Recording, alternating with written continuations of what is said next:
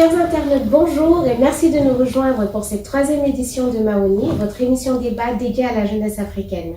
Comment repenser la formation en Afrique pour l'adapter au marché de l'emploi? Telle est la question à laquelle nous allons tenter de répondre avec nos intervenants du jour. Bonjour Monsieur Émile Boyogeno. Bonjour. Je vous laisse vous présenter auprès des internautes. Alors je suis Émile Boyogeno, je suis quadrant ingénieur, je suis diplômé d'histoire et d'administration publique.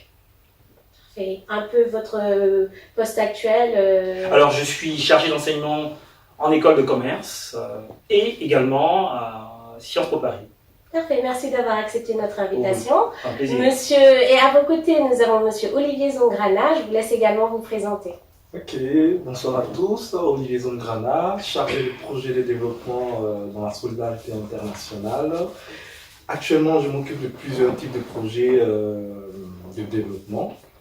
Et je suis de formation gestionnaire et aussi j'ai des compétences aussi en études européennes et internationales. Voilà. Parfait, merci d'avoir accepté notre invitation. Monsieur, nous allons commencer par quelques chiffres. Avec 200 millions de jeunes âgés de 15 à 24 ans, aujourd'hui l'Afrique a la population la plus jeune au monde. Chaque année, 7 à 10 millions de jeunes entrent sur le marché de l'emploi. Pourtant, malgré une croissance économique soutenue, le taux de chômage reste quand même faible dans le continent. Selon la BAD, ce taux est de 6% en Afrique subsaharienne. Nous savons pertinemment que 6 des 10 économies qui ont la croissance la plus rapide au monde se trouvent dans cette région. Et en Afrique du Nord, ce taux atteint même les 30%. C'est quand même un constat plutôt inquiétant. Donc aujourd'hui, en termes de perspectives d'insertion et de formation professionnelle, la problématique qui se pose, c'est surtout par rapport à l'accès à l'emploi pour ces jeunes et aussi la question de leur employabilité. Donc, selon vous, Monsieur Boyogeno, le problème peut-il être dû à une inadéquation de nos formations aux besoins du marché de l'emploi aujourd'hui? Et quand je parle de marché de l'emploi, j'inclus aussi bien les entreprises du secteur formel et informel. Quel est votre avis dessus? Alors je pense qu'effectivement, enfin, il y a pas seulement un problème de la formation professionnelle, qui est le thème du débat du jour, il y a également un vrai problème de l'éducation au sens large, que ce soit l'éducation classique, normale, générale, ou l'éducation professionnelle. Alors si on prend simplement le cas de l'éducation professionnelle, qui se décline en deux grands axes, hein, une formation professionnelle initiale, qui est celle des écoles professionnelles, des collèges d'enseignement technique qui existent ici et là, ou l'éducation, la formation professionnelle des adultes qui sont soit sortis du système scolaire trop tôt, ou des adultes qui sont déjà employés mais qui ont besoin d'une formation, de formation continue. Quand on regarde tout cela, il y a un constat d'échec. Votre constat est véritable, il est très approprié, il est très précis, très pertinent. Pour deux raisons. La première, c'est qu'il y a non seulement le constat de l'inadéquation de la formation et de l'emploi, enfin, c'est un constat qui a été tellement répété qu'on a le sentiment que plus personne ne l'écoute en fait. Mais c'est très fort. On a des hordes de générations successives qui vont entrer dans le marché de l'emploi et on a le sentiment qu'il n'y a personne qui réagit pour donner des formations adaptées.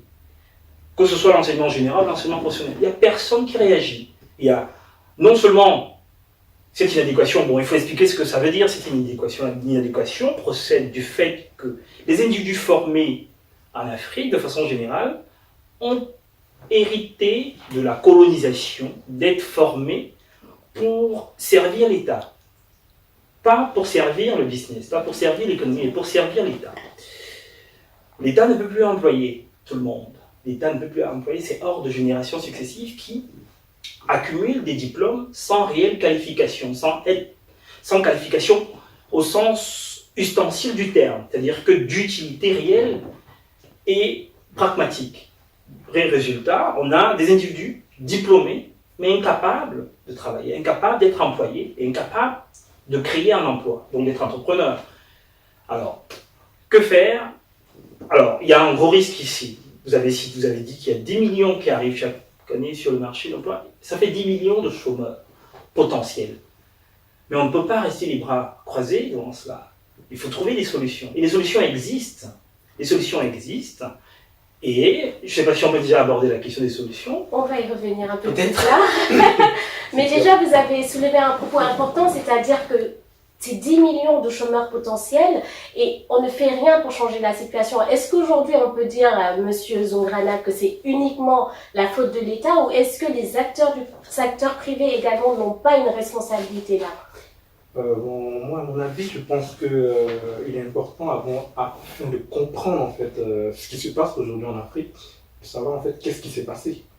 Parce qu'avant de pouvoir trouver des solutions adéquates à des problèmes, à des situations ou à une problématique donnée, il est important de comprendre à un moment donné pourquoi nos dirigeants ont fait des choix, ont décidé de privilégier telle ou telle formation. Et aujourd'hui, pourquoi on se retrouve à plus de 10 millions de personnes qui sortent de plusieurs écoles de formation, qui n'arrivent pas à trouver du travail ou qui sont incompétents, en griffe, qui n'arrivent pas à avoir une formation de qualité. Donc, en fait, c'est une somme de problèmes. C'est une somme de problèmes qui ont résulté, en fait, je dirais, de mauvais choix de nos États. Et pour comprendre cela, il faut savoir que déjà, nos États, après l'indépendance, etc., ont eu des priorités.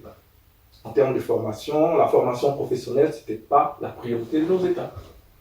Nos États ont privilégié une formation générale, une formation qui était basée beaucoup plus sur la bureaucratie, sur voilà, des personnes qui allaient travailler dans la fonction publique, des personnes vraiment qui allaient avoir des compétences pas vraiment techniques. Et aujourd'hui, on se rend compte que nos États se trouvent dépassés par la situation parce qu'ils se retrouvent avec des problématiques actuelles qui sont plus des problématiques du passé, qui sont réglées avec des solutions qu'ils utilisaient dans le passé. Donc, du coup, nos États n'arrivent pas à réagir comme il se doit. Et à mon avis, les États sont en grande partie responsables de l'échec aujourd'hui de notre système éducatif d'une façon générale. Et pour aller sur le deuxième point, en ce qui concerne l'apport du secteur privé, moi je dirais, de toute façon, l'éducation, c'est un domaine régalien de l'État. C'est un domaine qui impose de la part de l'État un certain cadrage, un certain dispositif afin de permettre déjà aux acteurs du secteur privé de pouvoir intervenir de façon libre avec certainement des avantages. Tout à l'heure, on va venir sur des solutions, tout cela. Et il est important, je pense pour moi, que déjà l'État prenne ses responsabilités avec des mesures qu'on va essayer d'évoquer tout à l'heure, et ensuite que le secteur privé puisse accompagner l'État dans cette démarche-là, et pour finir, que l'État également puisse permettre aux bénéficiaires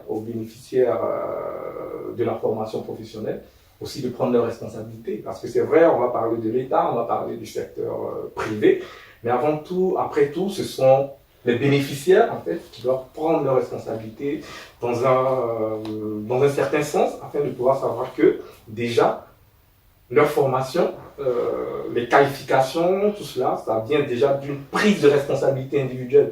C'est-à-dire l'État va prendre ses responsabilités, mais chaque individu doit également prendre ses responsabilités. Alors, désengagement de l'État, prise de responsabilité des jeunes. Le problème n'est-il pas également qu'aujourd'hui, les jeunes manquent de vision globale sur ce qu'est la formation professionnelle aujourd'hui? Je m'explique. Aujourd'hui, un jeune se dit, formation professionnelle dans le bâtiment, non, c'est pas forcément ce que j'ai envie de faire. Est-ce qu'il n'y a pas aussi une sensibilisation qui devrait être faite au niveau de l'État, comme vous dites, mais aussi par des acteurs comme la diaspora qui ont un rôle à jouer aujourd'hui, Monsieur Boyo-Guimond? Alors, dans votre question se trouve une objection que j'aurais formulée à l'endroit d'Olivier quand il désigne l'État comme le fondamental, ou moins la cause fondamentale, la raison fondamentale de l'échec de l'éducation. Non, je pense que les États africains font beaucoup pour l'éducation, mais ça ne marche pas bien. Les États africains mettent à peu près en moyenne 16% du budget annuel dans l'éducation. En Europe, c'est 11%. Les familles africaines mettent 46% de leurs avoirs, de leurs avoirs dans l'éducation. En France, c'est 9%. Donc l'échec, ce n'est pas nécessairement l'échec de l'État, c'est aussi l'échec de la perception sociale, c'est la société aussi qui est en cause. Il y a une survalorisation des diplômes ronflants, des des masters, des doctorats en droit, en criminologie, en sciences politiques. Il y a une accumulation de diplômes dont l'ustensilité n'est pas avérée aujourd'hui. On peut le remarquer dans plusieurs pays africains, mais et cette survalorisation des diplômes, des formations de fort en thème qui finalement ne sont pas capables de produire quelque chose de pratique pour l'économie, en parallèle est associée, est assortie d'un parallèle. Quel est-il ce parallèle? C'est une sous-valorisation, voire une dépréciation fondamentale de tout ce qui est formation professionnelle, comme vous le disiez. Dire que être formé comme maçon, être formé comme ouvrier, être formé comme plombier, c'est la formation des ratés. Des ratés. Moi, je me souviens, la sélection pour l'entrée à la fin des études primaires, pour entrer au secondaire, c'était les moins brillants qui étaient envoyés faire les formations professionnelles. Ou les plus âgés. Donc, les personnes susceptibles de ne pas comprendre ce que c'est que la formation générale réservée à l'élite des plus brillants. Erreur. Deuxième erreur, la formation professionnelle est réservée dans le monde adulte aux personnes sorties du marché de l'emploi ou bien qui ont été en déperdition scolaire. Résultat, on a donc des filières. La formation professionnelle, c'est une filière des ratés, des personnes qui ne valent rien, des personnes qui sont sorties du système et dont la formation professionnelle ne constitue qu'une voie de rattrapage, comme une voie pour retrouver le chemin de la vie. Mais au fond, ça n'est pas valorisant. Or, aujourd'hui, on a besoin de cela. Il y a des défis forts qui nous attendent. On a besoin, impérativement, pour saisir tous les défis de la croissance africaine qui s'imposent, notamment dans le domaine des technologies, dans l'innovation, dans l'agriculture, dans la santé, dans le commerce, dans la distribution, pour que le dividende démographique, qui est notre chance de développement dans les prochaines années, puisse vraiment arriver, pour que la multiplication d'individus, pour que la multiplication pour que cette population de jeunes qui arrivent sur le marché de l'emploi soient effectivement des vrais consommateurs qui vont booster la croissance africaine dans les prochaines années, pour qu'ils aient un vrai pouvoir d'achat, ils vont l'acquérir grâce à un boulot. Il faut absolument réformer cela, il faut absolument les former, il faut former des cadres, des ouvriers aux tâches commerciales, administratives et techniques, et valoriser ces métiers-là. Ce qui n'est plus le cas, ce qui n'a pas encore été le cas, il n'est pas suffisamment, enfin à mon avis. D'accord. Alors, vous avez soulevé un point important tout à l'heure qui était vraiment le domaine technologique aujourd'hui. On entend beaucoup parler d'innovation, de digital sur le continent, mais quand il parlait de désengagement de l'État, est-ce que là, ce n'est pas également une autre erreur de nos gouvernements de vouloir vraiment miser la majeure partie des formations professionnelles sur le digital? Parce que nous avons certaines personnalités politiques qui disent qu'aujourd'hui, le numérique est l'avenir de l'Afrique. Mais est-ce qu'on ne retombera pas dans le même schéma que nous vivons actuellement, investir massivement sur la formation professionnelle dans le digital pour les jeunes et délaisser les autres secteurs? Je laisse Monsieur Zongrana nous... Oui, tout à fait, comme vous avez dit, aujourd'hui, comme on le constate, nos dirigeants font la part belle à tout ce qui est digital. Aujourd'hui, on se rend compte qu'en France, il y a un besoin croissant d'informaticiens, de tout ce qui est compétences en matière du digital, en Afrique également. Dans nos pays africains, dans certains pays, aujourd'hui, toutes les formations sont axées sur le digital. On te dit quand tu fais pas le digital, c'est à la mode. Quand tu fais pas le digital, t'es raté. Et du coup, c'est un effet de mode. Moi, je me rappelle quand je me formais je faisais ma formation en sciences de gestion, c'était vraiment ce qui était à la mode. On cherchait des gestionnaires, on cherchait des gestionnaires d'entreprise, des personnes qui avaient des compétences en comptabilité, en gestion, en finance, etc. Aujourd'hui, à cette époque, il y a eu beaucoup de personnes qui ont été formées. Aujourd'hui, on se rend compte que sur le marché, il y a tellement de gestionnaires, il y a beaucoup de financiers, des comptables, on n'en compte plus. Voilà, il y en a tellement, c'est-à-dire le système a formé beaucoup de personnes dans cette compétence.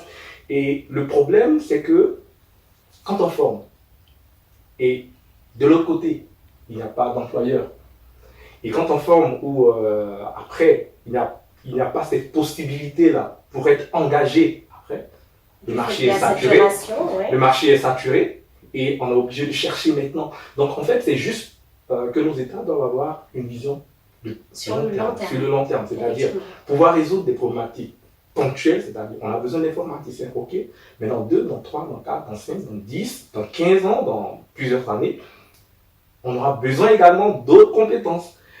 Comme il a dit tout à l'heure, Émile, avant la formation professionnelle, c'était pour les ratés de la société, c'était pour les ratés des personnes.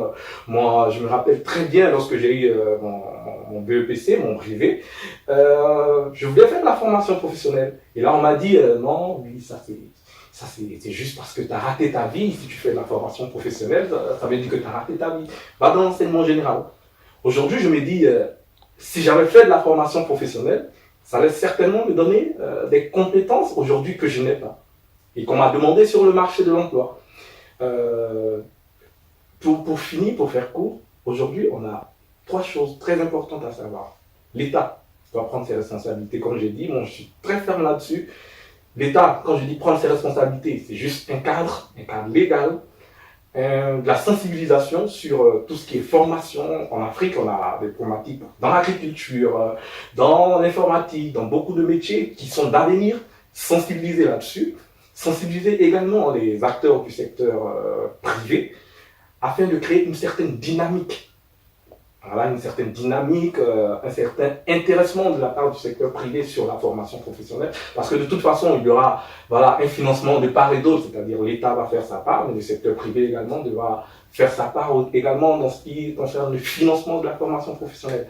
Et aussi de la part des bénéficiaires de tous ces jeunes en Afrique qui ont besoin d'être formés, il va falloir également leur faire comprendre que oui, l'État a pris ses responsabilités, oui, le secteur a pris, le secteur privé a décidé de prendre ses responsabilités, mais c'est à eux de faire la plus grande part, c'est-à-dire de s'intéresser à ces différents métiers et de ne pas avoir, c'est ce métier qui emploie, mais de s'intéresser à toutes sortes de métiers et de pouvoir vraiment chercher à avoir des compétences précises qui sont demandées en fait par ces différents acteurs.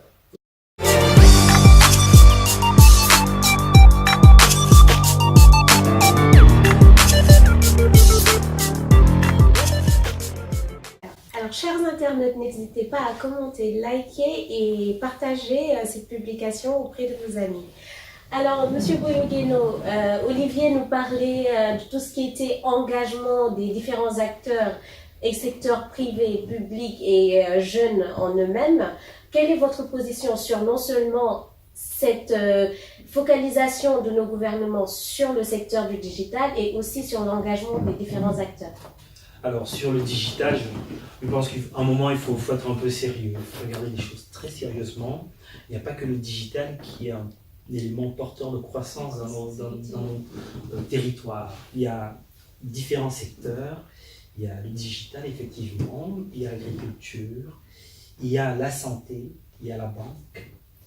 Il y a également le commerce, qui sont des creusets en fait, de croissance, des éléments qui sont susceptibles, où il y a des opportunités énormes, qui sont utiles pour attirer des investissements directs étrangers, d'une part, et d'autre part, qui constituent des éléments sur lesquels on aura donc besoin, parce qu'on attire des investisseurs pour ces secteurs-là, ces secteurs pour lesquels on aura donc besoin de main-d'œuvre. Donc il faut former également dans ces différents secteurs, sinon ça ne marchera pas.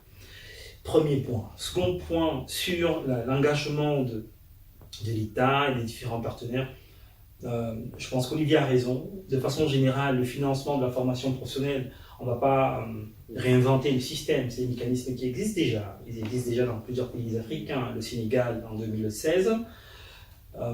Déjà même en 1976, le Sénégal avait une taxe CFCE.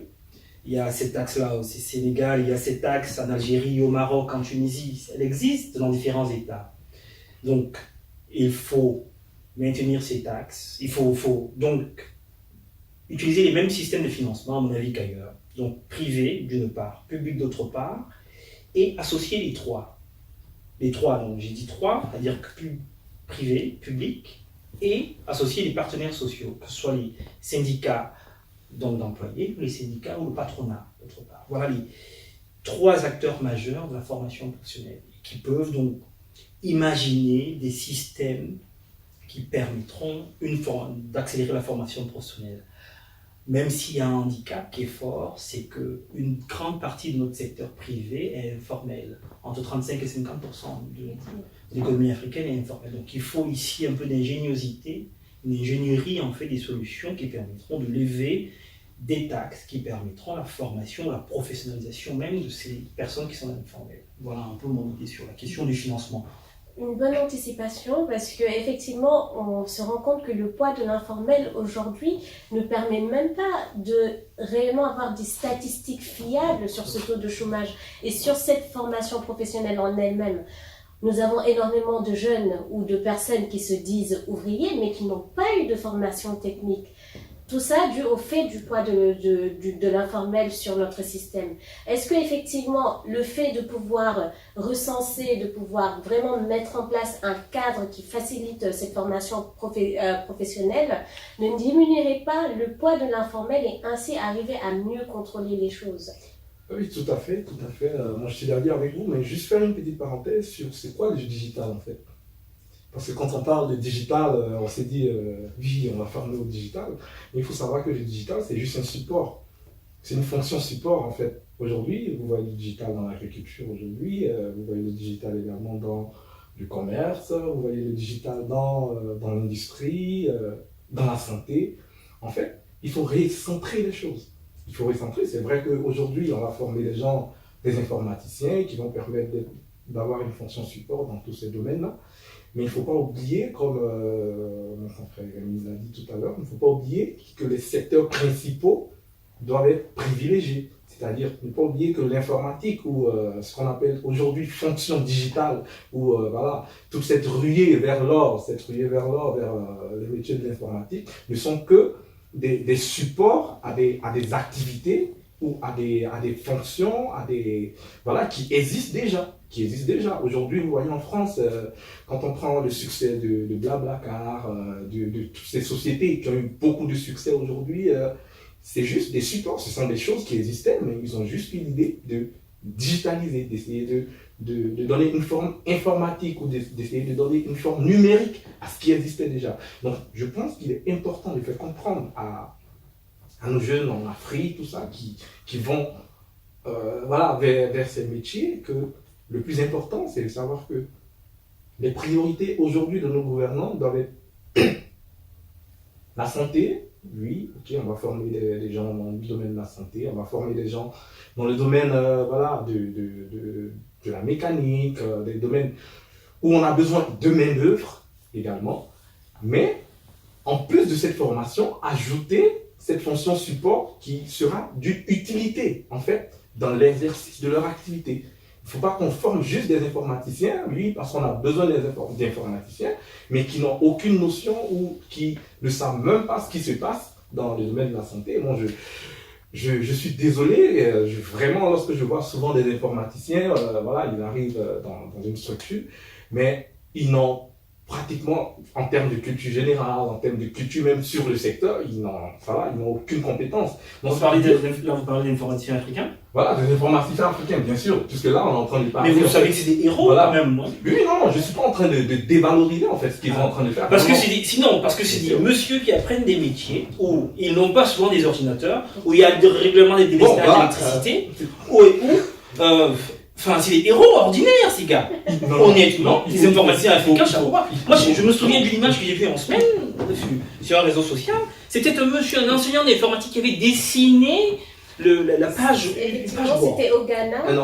Au Ghana, où les professeurs manquent d'infrastructures, de matériel. Et moi, j'ai des copains qui ont des licences en informatique d'une université camerounaise, sans avoir jamais touché un ordinateur.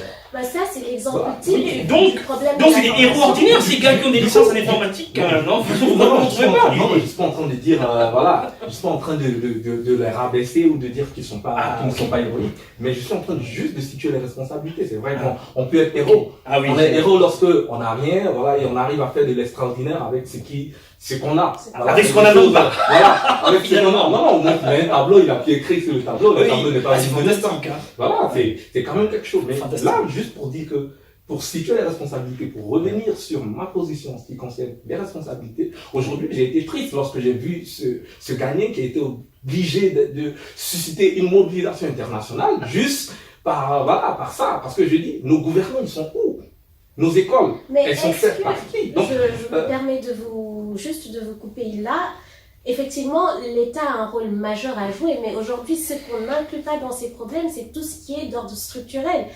Les fonds, ils vont venir d'où? C'est l'État, certes. Après, l'accès à ces types de formations, comment on va arriver à contourner ces problèmes d'ordre structurel? Et là, ça nous amènera aux questions des solutions à mettre en place pour aujourd'hui arriver à délivrer une formation professionnelle de qualité et ainsi permettre à des jeunes d'accéder à des emplois plus facilement, selon vous? Comment contourner vraiment ces problèmes d'ordre structurel? Alors, comment les contourner? Donc, les solutions sont très simples. Il faut s'inspirer de ce qui existe déjà ailleurs, qui se passe très bien, et simplement user une fois de plus d'ingéniosité pour tropicaliser ces solutions. Alors, on a des systèmes qui marchent très bien, et l'un des modèles en la matière, c'est l'Allemagne, avec son système Azubi, qui est le diminutif d'un long mot allemand. Azubi, ça veut dire apprenti en allemand, qui est le diminutif d'un long mot qui s'appelle Auszubildenden, c'est-à-dire l'apprenti, de façon générale, qui est un individu qui fréquente une Berufsschule, donc une école d'apprentissage, Berufsschule, et qui est valorisé. Alors, ces écoles bénéficient de 3 systèmes de financement: un financement du privé, un financement de la région et un financement de l'État fédéral. On peut organiser la même chose, on a des régions désormais, et la décentralisation dans ces pays africains, même s'il n'y a pas encore une délégation parfaite des instruments financiers, on peut envisager cela. Donc, il faut mettre en place de façon systématique des procédés qui permettent à la fois l'apprentissage au sens d'acquisition de savoir, en plus des savoir-faire et de savoir-être, donc l'apprentissage d'une part, d'autre part, il faut favoriser l'alternance. Et il faut que ces formations soient conduites en association avec les entreprises privées. Un exemple simple, une entreprise privée gagne le marché, par exemple la construction du prochain stade, d'un stade dans un pays africain, une clause devrait inclure un volet de formation qui donc permettra de recruter les jeunes en école professionnelle pour leur donner une chance d'apprendre sur ce chantier, dans ce projet, le temps, la durée du projet, leur métier, quelques jours dans la semaine et les autres jours, voilà comment c'est possible de faire. Il ne faut pas faire des miracles, il faut faire des choses aussi simples que celles-là. Comment intéresser les jeunes à cela? Ça, c'est l'autre problème, parce qu'au fond, la question de la formation professionnelle, ça marche aussi mal, la formation professionnelle, parce que ça n'a pas bonne presse, de façon générale. Là, il faut rappeler, il faut trouver des mécanismes, des incitations sociales. Il faut inciter les jeunes à aller vers ces formations en recrutant, en montrant, en valorisant ces formations. Il faut valoriser ces formations en montrant que ces formations sont celles dont on a besoin. En donnant aux jeunes qui vont dans ces formations un petit pécule qui leur permettra, par exemple, qui pourrait par exemple attirer d'autres jeunes et susciter d'autres vocations. Il faut en faire des exemples, montrer la transformation, et en plus il faut diffuser cette image de jeunes qui réussissent au bout d'1, 2, 3 ans, qui avec un CAP de plomberie par exemple, quelques mois de formation, une année d'apprentissage en alternance dans un chantier, ont pu, au bout de 4 années, après leur certificat d'aptitude professionnelle, leur CAP, ouvrir leur propre entreprise et être à leur propre compte et gagner leur vie de façon digne. Voilà un moyen pour valoriser ces formations. L'autre élément qui est difficile et où on aura besoin du secteur privé, c'est au niveau des taxes. Il faut que il y a déjà beaucoup d'argent quand même dans tout cela. Les bailleurs de fonds internationaux sont sur cette question. Je crois que l'aide publique pour le développement, il y a environ 6% de l'aide publique pour le développement en 2015 qui était consacrée à l'éducation en Afrique. Et l'AFD, GIZ et d'autres partenaires GIZ, Gesellschaft für internationale Zusammenarbeit. C'est la structure allemande qui s'occupe de l'aide au développement, l'équivalent de l'AFD, l'Agence française de développement. Donc, ce sont des structures qui ont des mécanismes, qui accompagnent beaucoup. Donc, il y a moyen, il y a déjà des fonds qui existent maintenant. Il faut simplement que les États, localement, profitent de cela. Donc, il y a des moyens qui existent. Il faut valoriser la formation professionnelle et imiter, tropicaliser les moyens, tropicaliser les solutions qui existent déjà dans d'autres pays. Voilà pour moi les solutions. Et selon vous, Olivier? Moi, je pense qu'on on va pas réinventer la roue, hein, comme il a dit, on va pas réinventer la roue. Déjà, on est tous d'accord que les problèmes sont connus. Les problèmes sont connus, on le voit, on le constate. Et il faut déjà, dans un premier temps, réformer tout notre système éducatif. C'est-à-dire, quand je dis réformer notre système éducatif... C'est lourd, hein, quand même. C'est Réformer tout, quand même. Non. Voilà, il faut bien comprendre ce que je veux dire. C'est-à-dire, quand je dis réformer le système éducatif, c'est-à-dire essayer de comprendre, en fait, qu'est-ce qu'on veut faire. Certains Olivier, Olivier, en 2034, on sera 200 millions. On sera 200 millions. Et vous comprendrez, parce que là, je vous ai laissé... Non, je place là. En 2034, on sera 200 millions de jeunes africains sur le marché de l'emploi. Comment, d'ici en 2034, on réforme tout le système? Alors, vous me laissez parler jusqu'à la fin. Ok. Voilà, et puisque je vous ai laissé parler, vous me laissez parler. Ah, Parce oui, que là, oui. je suis en train de prendre des solutions à plusieurs niveaux. Voilà, moi je suis pas, voilà, je suis en train de juste prendre des solutions. à plusieurs d'accord, niveaux. ok. C'est vrai que réformer le système éducatif, ça n'aura pas un impact dans le court même- terme, ni demain, ni après-demain, mais ça aura un impact certainement sur le long terme. Et ça va nous permettre aujourd'hui de ne pas être assis là dans 20 ans en train de discuter sur des Parce que questions c'est réformer de un formation siècle professionnelle. d'éducation depuis 10. C'est plus Ok. un siècle d'éducation à Ok, donc réformer. je m'explique pour dire que juste, il faut repenser toute la formation en Afrique. Aujourd'hui, quelles sont les priorités aujourd'hui de nos pays africains? Moi, je suis sorti d'un système où j'avais pas de compétences. Donc, quand je dis réformer le système de la formation, c'est en pensant à cela. C'est quel système, votre système? Le système ivoirien. Moi, je suis du Côte d'Ivoire et moi, je suis sorti d'un système où on m'a formé en sciences de gestion où je ne savais même pas utiliser un logiciel de Donc comptabilité. c'était plus Donc, c'est pour vous, théorique que voilà, c'est pour vraiment vous dire, quand je dis pratique. réformer le système, ce n'est pas dire de changer tes classes, c'est vraiment dans le fond, dans le côté professionnalisation. D'abord, dans un sens, puisqu'on on parle de formation professionnelle, tout ça, mais il y a aussi le côté professionnalisation de nos formations déjà académiques. Donc, il y a cet aspect-là aussi qu'il faut prendre en compte dans nos formations. Aujourd'hui, on se retrouve sur le monde du travail. Bon, je prends mon exemple parce que ça s'est présenté à moi ici lorsque je suis venu en France. Je suis diplômé de sciences de gestion et voilà, on n'a jamais fait de formation en Excel. Pourtant, on vous dit, voilà, vous devez utiliser Excel. On vous dit, on vous donne des théories, voilà, sur telle ou telle chose. Voilà, vous devez utiliser de l'économétrie. On vous apprend pas à utiliser un logiciel d'économétrie. Voilà, vous faites des calculs comme ça dans l'air, vous savez pas à quoi ça sert. Donc, quand j'ai dû repenser le système de la formation en général, c'est-à-dire, en fait, réformer la façon, en fait, de communiquer, voilà, ces formations afin qu'elles soient valorisantes à la sortie, voilà, de l'université. Donc vous rejoignez Voilà, un peu donc c'est juste le pour dire. système d'apprentissage. Voilà, donc moi je vais venir à ça. C'est-à-dire, bon, je suis venu. En fait, il a rebondi là-dessus parce que, voilà, il a vu. Mais, à la fin, c'est pour dire, aujourd'hui, il faut arriver à un moment où nos jeunes arrivent à avoir cette jonction, à avoir cet équilibre entre formation professionnelle, c'est-à-dire le système d'apprentissage ou d'alternance qu'on a ici en France, qui marche quand même assez bien. Et qui est tout récent en France, hein. Qui est tout La récent, France voilà. vient de s'inspirer de l'Allemagne. Non, il faut prendre la maison mère. Il faut aller à la maison mère. C'est l'Allemagne qui Vous avez pris le cas de l'Allemagne. Moi, je prends juste le cas de la France. Ah non, la France commence à faire. Vous avez pris le cas de Non, l'Allemagne. non. Donc, Non, moi, je ne vais il pas faut- reprendre le cas de l'Allemagne. Non. Moi, je reprends le cas de la France. Non. Après, quand vous allez Alors, revenir, vous allez il prend parler du juste cas un de l'Allemagne. exemple précis. Voilà, il y a un des exemple, il y a exemples. tellement d'exemples. Il y a l'exemple des États-Unis, il y a l'exemple de plusieurs pays qui ont utilisé la formation professionnelle. On ne va pas tous les prendre. Voilà. Donc, voilà. Sinon, on va aller jusqu'à la création, voilà, plusieurs Non, le modèle européen, c'est l'Allemagne. Voilà. C'est Donc, ça que je voulais dire. À la France. Il faut Voilà. lui remettre. Pour revenir au cas de la France, je dirais que il faut se baser aujourd'hui, nos pays africains ont intérêt à se baser sur des modèles qui ont réussi, des modèles qui fonctionnent bien.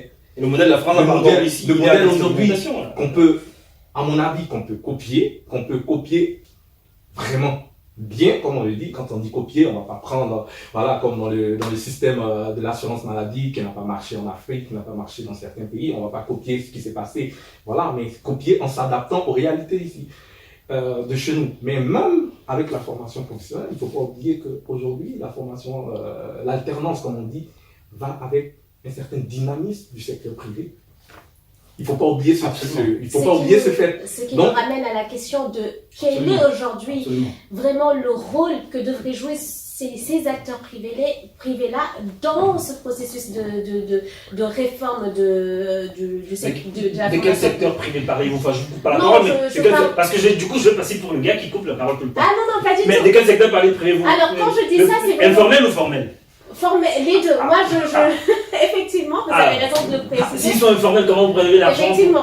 Comment vous faites? Là, et là, tout ça nous ramène vraiment à la question des problèmes d'ordre structurel que vont rencontrer aujourd'hui les États dans ce processus de réforme. Parce que, comme je le disais, il y a certains pays qui ont commencé, prenons le cas du Sénégal, qui en 2001 s'est lancé vraiment dans cette réforme de la formation professionnelle en recensant les différentes activités. Mais ils se sont, encore une fois, heurtés à ces problèmes d'ordre structurel.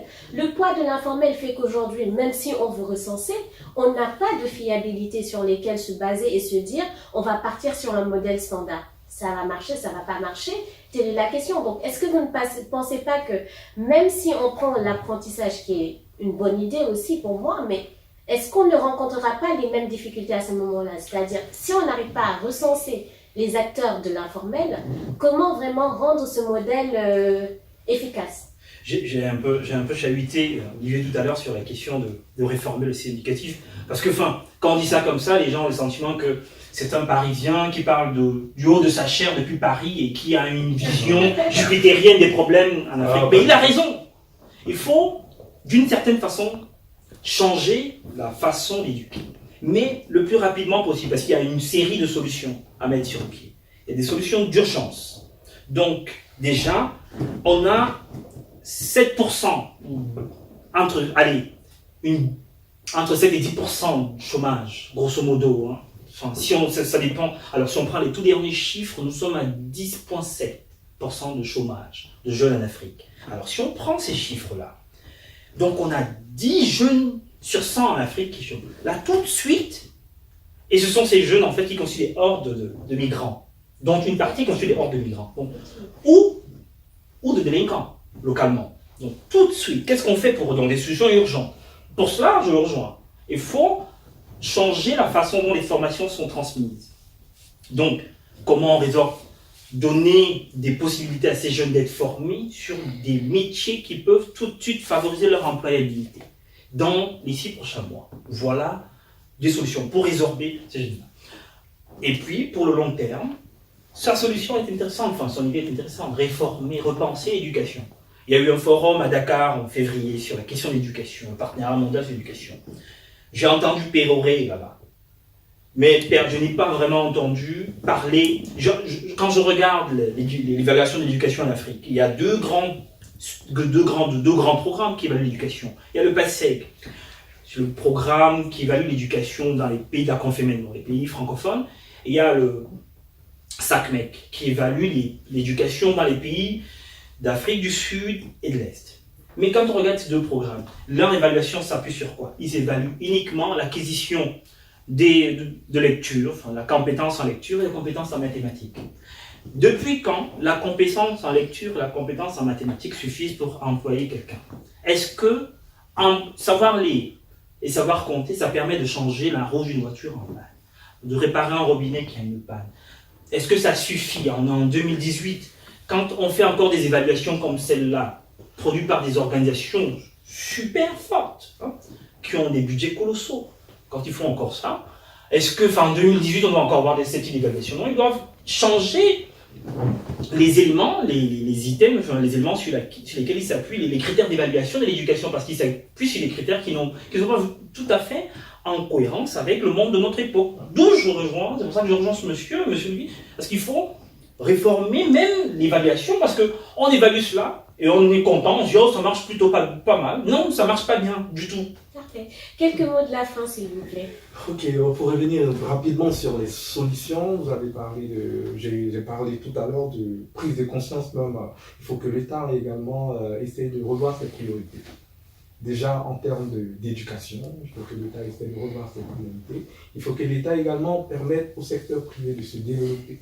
Parce que quand on parle de formation professionnelle, il faut des gens qui vont engager, qui vont embaucher. Quand on parle d'alternance, il faut des entreprises qui vont accueillir ces jeunes. S'il n'y a pas d'entreprise assez dynamique, si le secteur privé n'est pas assez dynamique afin d'accueillir tous ces jeunes qui vont être formés, le problème va se poser encore. Donc déjà, il faut que les États essaient de créer un cadre assez facile qui va permettre à des entrepreneurs dans l'informel de pouvoir avoir une situation formelle, de pouvoir être vraiment constitué de façon légale, formelle, et de pouvoir se développer, créer un environnement économique qui va permettre une éclosion d'entreprises d'entreprises, de sociétés assez dynamiques qui pourront employer ces jeunes et pouvoir créer ce partenariat entre acteurs publics, acteurs du secteur privé, sur l'accompagnement en fait des jeunes qui sortent des formations, pour pouvoir aussi créer des formations qui sont adaptées ou des formations qui sont en adéquation avec les besoins, que ce soit des besoins dans un court ou dans le moyen terme,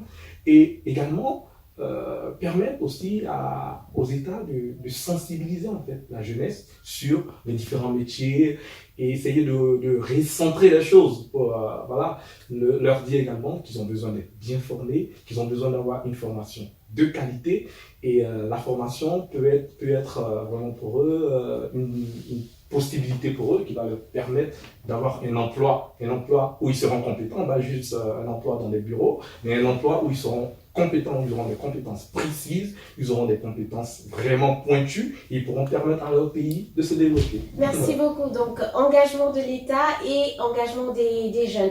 Très rapidement, parce que nous avons des contraintes de temps, quelques mots pour la fin sur le thème. Alors, sur le thème, je pense que la question de l'éducation est fondamentale parce qu'au fond, il y a ce qui se joue là, au fond, c'est soit ça passe, soit ça casse. La démographie va augmenter. Il y aura de plus en plus de jeunes. S'ils n'ont pas d'argent, s'ils n'ont pas d'emploi, ils n'auront pas d'argent. Ils n'ont pas d'argent, soit ils seront délinquants, soit ils vont migrer. Il y aura donc plus de personnes à Ceuta, à Melilla, à la frontière enclave espagnole. Il y aura plus de gens sur la Méditerranée qui vont mourir, ou il y aura plus de délinquants localement. Donc, même les bourgeois qui profitent localement sont en danger parce que des hordes de futurs de ces chômeurs, ces personnes qui seront au chômage pourront soit devenir des délinquants, donc vont constituer des risques en fait pour ces gens-là. Donc il est impératif pour les gouvernants, pour éviter une implosion ou davantage de décès dans la Méditerranée, que l'éducation soit pensée dans l'air du temps, de façon à ce que chaque jeune trouve donne un sens à sa vie à travers un métier et un emploi. Parfait. Repenser la formation professionnelle et l'éducation de manière générale en fonction des réalités de nos pays. Voici les quelques mots de la fin que nous allons retenir. N'hésitez pas à commenter, liker et partager cette émission. Au revoir.